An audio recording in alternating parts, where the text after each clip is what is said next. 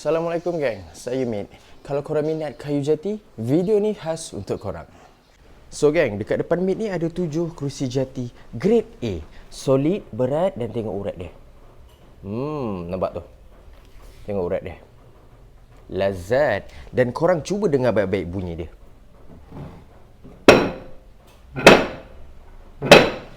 Sangat solid dan sangat padu. So, bila dah settle proses gosok nanti, insyaAllah Mit akan sharekan dekat korang urat jati ni macam mana.